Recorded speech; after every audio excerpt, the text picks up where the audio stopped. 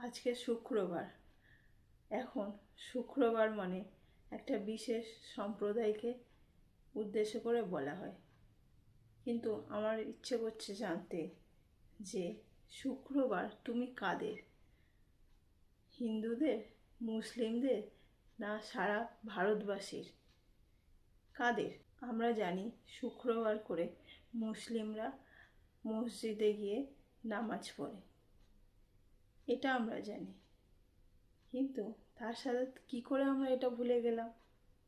শুক্রবার সন্তোষী মায়ের পূজা হয়।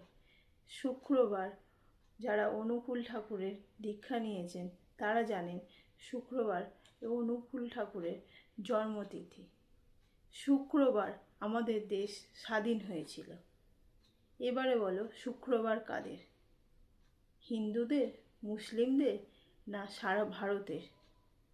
বর্তমানে একদল মানুষ এই শুক্রবারই করে যে কথাগুলো ছড়াচ্ছে, তারা কি এগুলো ভুলে গেল?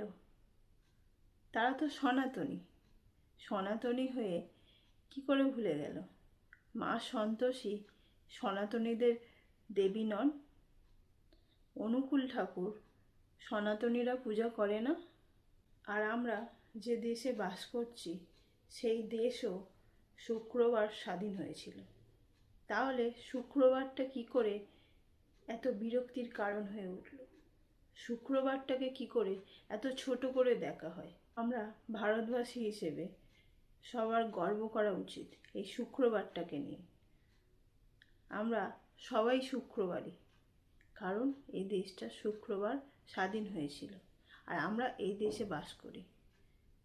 তাই যারা শুক্রবারই বলে একটা সম্প্রদায়কে ছোট করার জন্য এই ধরনের কথাবার্তা ছড়াচ্ছে, তারাও শুক্রবারই, আমিও শুক্রবারই, তুমিও শুক্রবারই, সবাই শুক্রবারই। আর আমরা খুবই গর্বিত যে আমরা শুক্রবারই, কারণ এই দিনে আমাদের দেশ স্বাধীন হয়েছিল। এরপর থেকে শুক্রবারই বলার আগে যে সকল সনাতনীরা, আমার মনে হয় যারা প্রকৃত সনাতনী, যারা ধর্মটাকে বিশ্বাস করে, তারা যেমন নিজের ধর্মকে বিশ্বাস করে তার সাথে সাথে অন্য লোকের ধর্মটাকেও সম্মান করে। আর যারা নিজেদেরকে বেশি সনাতনী বলে দাবি করে অথচ অন্যদের ধর্মটাকে ছোট করে, তাদের ধর্ম নিয়ে বিভিন্ন নোংরা কথা বলে, তারা ওই সকল সনাতনী। ঠিক আছে, ওটা আমি মনে করি। তো তাদের জন্য হয়তো শুক্রবারটা লজ্জার হতে পারে,